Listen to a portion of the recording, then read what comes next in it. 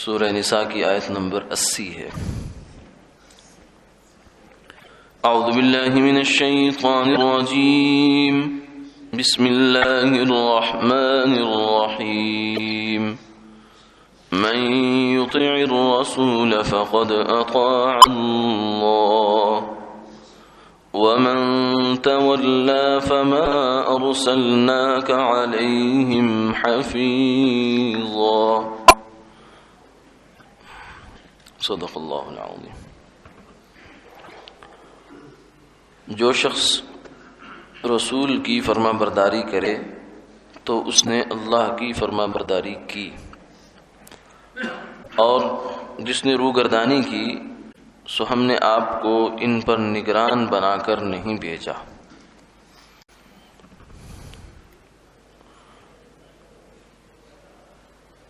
اس آیت مبارکہ کا جو کہ بہت اہم اور عقیدے کے لحاظ سے ایک بنیادی آیت ہے، اس کا پس منظر یہ تھا کہ آپ صلی اللہ علیہ وسلم فرمایا کرتے تھے، یا آپ نے کسی موقع پر فرمایا، من اطاعنی فقد اطاع اللہ ومن عصانی فقد عصى اللہ۔ جو میری بات مانے گا وہ اللہ کی بات مانے گا، جس نے میری اطاعت کی اس نے اللہ کی اطاعت کی، اور جس نے میری نافرمانی کی اس نے اللہ کی نافرمانی کی۔ تو اس بات کو سن کر، جو کہ بالکل برحق بات تھی، منافقین کہنے لگے کہ یہ صاحب اپنے آپ کو ایسا بنانا چاہتے ہیں جیسا کہ عیسائیوں نے عیسیٰ علیہ السلام کو بنا دیا، یعنی خدا بننا چاہتے ہیں۔ تو اللہ رب العزت نے اس کے جواب میں یہ آیت مبارکہ نازل فرمائی، اور اس میں جو لفظ ہیں ان لفظوں سے منافقین کے اس اعتراض کا بڑے لطیف انداز میں جواب دیا گیا۔ ایک تو خود اللہ کا فرمان ہوا، سب سے بڑی بات یہی ہے کہ جب خود جس کے بارے میں دعویٰ کیا جا رہا ہے کہ جو میری بات مانے گا وہ اللہ کی بات مانے گا، تو پیغمبر جو ہوتے ہیں وہ دعویٰ کرتے ہیں آ کر کہ میری اطاعت اللہ کی اطاعت ہے۔ اگر تم اللہ کو ماننا چاہتے ہو، اللہ کی ماننا چاہتے ہو اور اللہ کو پانا چاہتے ہو تو میری ماننی پڑے گی۔ قُلْ إِن كُنتُمْ تُحِبُّونَ اللَّهَ فَاتَّبِعُونِي يُحْبِبْكُمُ اللَّهُ۔ تم اللہ سے محبت رکھتے ہو تو میری اتباع کرو، اللہ بھی تم سے محبت کریں گے۔ تو پیغمبر کا یہ دعویٰ ہوتا ہے، اور دعویٰ ہے اس اللہ کے بارے میں۔ تو اگر اللہ کی جانب سے ہی اس کی تصدیق آ جائے تو اس سے بڑھ کر کیا دلیل ہو سکتی ہے اور کیا تائید ہو سکتی ہے؟ مثلا آپ کہتے ہیں کہ فلاں صاحب جو ہیں مجھے ان سے محبت ہے یا ان کو مجھ سے محبت ہے، تو وہ آگے سے جواب میں کہ ہاں بالکل درست بات ہے۔ تو یعنی جو دو فریق ہیں جن کا مسئلہ ہے وہی جب مان گئے تو اس کے بعد پھر تیسری پارٹی کا وہاں کچھ کہنے سننے کی گنجائش نہیں رہتی۔ یعنی حضور فرما رہے ہیں کہ میری ماننا اللہ کی ماننا ہے، اور اللہ نے کہا بالکل ایسے ہی، من یطع الرسول فقد اطاع اللہ، ان کی ماننا میری ماننا ہے۔ تو پھر اب تیسرے فریق کی وہاں کوئی بات چلنے کی گنجائش نہیں، اس لیے پہلی بات تو یہ ہو گئی۔ دوسری بات یہ ہے کہ منافقین نے جو یہ اعتراض کیا ہے یہ ان کی کم فہمی ہے، اگر مخلصانہ ہے تو کم فہمی یا بد فہمی ہے، ورنہ بددیانتی ہے۔ کہ کم فہمی اس اعتبار سے ہے کہ عیسیٰ علیہ السلام کو جو عیسائیوں نے مطاع نہیں بنایا، یعنی ان کی اطاعت اپنے اوپر فرض نہیں کی، کیونکہ وہ تو ہر پیغمبر کی ہے۔ عیسیٰ علیہ السلام کی اس میں کوئی خصوصیت نہیں ہے۔ اگر عیسائی یہ کہیں کہ ہم جو عیسیٰ علیہ السلام کو مانتے ہیں یا ہمارا جو ان کے بارے میں تصور ہے وہ یہ ہے کہ ہمارے ذمے ان کی اطاعت ہے، وہ جو کہیں گے ہم مانیں گے، تو اس میں تو کوئی غلط بات نہیں، بالکل بے عین حق بات ہے۔ وما ارسلنا من رسول الا لیطاع باذن اللہ، کیونکہ جو بھی پیغمبر دنیا میں تشریف لائے وہ اسی لیے آتے ہیں کہ اللہ کے حکم سے ان کی بات مانی جائے۔ تو یہ تو کوئی خرابی کی بات نہیں ہے۔ ہاں عیسائیوں نے کیا کیا تھا، انہوں نے یہ کیا تھا کہ عیسیٰ علیہ السلام کو دائرہ بشریت سے اور دائرہ نبوت سے نکال کر دائرہ الوہیت میں داخل کر دیا، خدا بنا دیا۔ عیسیٰ ابن مریم جو ہے وہ فرمایا کہ ابن اللہ، وقالت النصارى المسیح ابن اللہ، عیسائیوں نے کہا کہ مسیح اللہ کے بیٹے ہیں، اور بیٹا جو ہے وہ باپ کی وراثت میں شریک ہوتا ہے، بلکہ باپ زندگی میں بھی بیٹے کے ساتھ وہ رویہ نہیں رکھ سکتا جو دوسروں کے ساتھ رکھ سکتا ہے۔ تو کہ اللہ نے فرمایا قل هو اللہ احد اللہ الصمد لم یلد ولم یولد ولم یکن له کفوا احد، اللہ ایک تنہا، نہ اس کا کوئی بیٹا نہ اس کا کوئی باپ، کیونکہ یہ سب مجبوریاں ہوتی انسان کی، بیٹا ہونا باپ ہونا یہ پابندی ہے، یہ مجبوری ہے، بیٹے کی باپ کو ماننی پڑتی ہے اور باپ کی بیٹے کو ماننی پڑتی ہے۔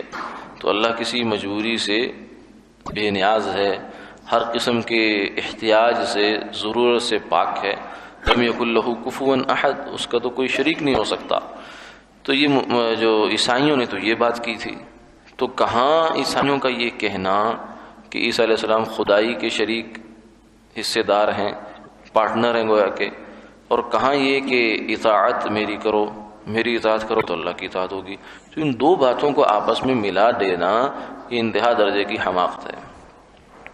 تو یہ اطاعت کے لفظ سے اس طرف اشارہ فرما دیا کہ آپ صلی اللہ علیہ وسلم نے اطاعت کی بات کی ہے، عبادت کی بات نہیں کی۔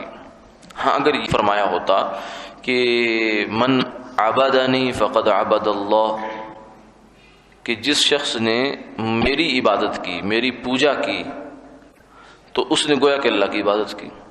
اگر یہ بات فرمائی ہوتی تو پھر تو بات بنتی، لیکن عبادت اور چیز ہے اور اطاعت اور چیز ہے۔ تو اطاعت تو پیغمبر کی ہے، اطاعت والدین کی بھی ہے، اطاعت استاد کی بھی ہے، اطاعت تو غیر اللہ کی بھی ہو سکتی ہے، اللہ کے علاوہ کی بھی ہو سکتی ہے، لیکن عبادت اللہ کے علاوہ کسی کی نہیں ہو سکتی۔ تو اس لیے فرمایا کہ یہ معاملہ اطاعت کا ہے۔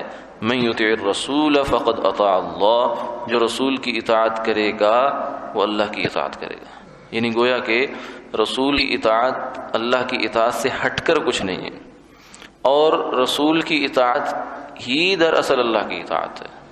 کیوں؟ اس لیے کہ اللہ کی اطاعت منحصر ہو گئی ہے، بند ہو گئی ہے رسول کی اطاعت میں۔ اللہ اس اطاعت کو قبول ہی نہیں کرتے جو رسول سے ہٹی ہوئی ہو۔ تو اس لیے رسول کے طریقے سے ہٹ کر جو بھی اللہ تک پہنچنے کی کوشش کرے گا، فرمایا نہیں، یہ نہیں پہنچ سکتا۔ اور آپ صلی اللہ علیہ وسلم نے تو اس کو اور زیادہ اہتمام اور تاکید سے فرمایا، کیونکہ آپ صرف رسول ہی نہیں تھے بلکہ رسول الرسل تھے، نبی الانبیاء تھے، امام الانبیاء تھے، آپ تو نبیوں کے بھی نبی تھے۔ آپ نے فرمایا تھا کہ اگر آج موسیٰ علیہ السلام بھی حیات ہوتے جب حضرت عمر تورات پڑھ رہے تھے، تو آپ نے ان سے فرمایا تھا، مختصر بات یہ ہے، خلاصہ کہ اگر موسیٰ علیہ السلام بھی آج حیات ہوتے تو لما وسعہ الا اتباعی، تو میری اتباع کیے بغیر ان کو چارہ کار نہ ہوتا، ان کو میرا کلمہ پڑھنا پڑتا، میرے پیچھے چلنا پڑتا، اس کے بغیر تو معتبر نہیں تھا۔ تو اس لیے رسول کی اطاعت، اور پھر رسولوں میں سے جو سید الرسل ہیں آپ صلی اللہ علیہ وسلم، ان کی اطاعت تو بطریق اولا اللہ کی اطاعت ہے۔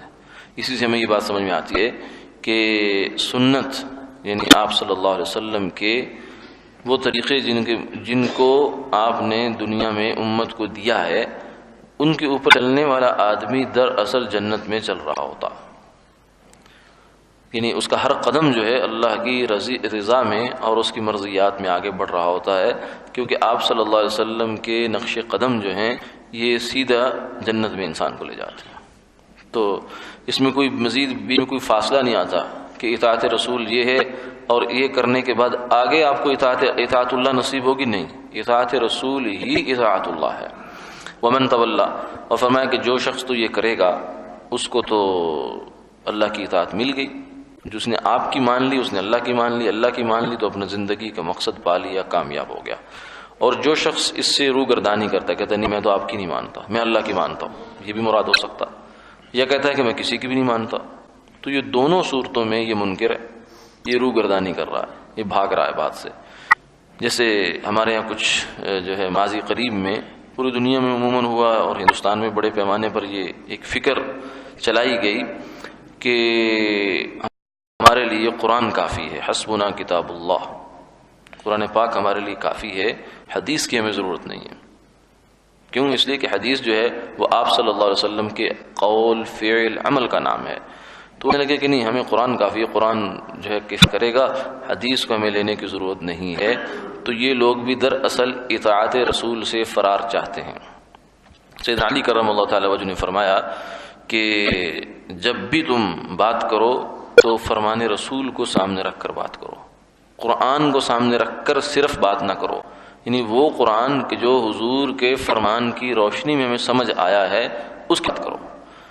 جو مطلق قرآن ہے جس سے کوئی بھی آدمی اپنا مطلب نکالے اس کی بات نہ کرو، اس لیے کہ فإن القرآن ذو وجوہ، کہ قرآن پاک کے الفاظ کئی جگہوں پر ایسے ہیں کہ وہ کئی معنی نکلتے ہیں ان میں سے، جن میں سے کچھ ٹھیک ہیں کچھ غلط ہیں۔ اب کون سا معنی صحیح ہے کون سا غلط ہے یہ حضور نے کیا۔ اب اگر انسان حضور کی تعلیمات کو چھوڑے گا تو قرآن پڑھ کر گمراہ ہو جائے گا۔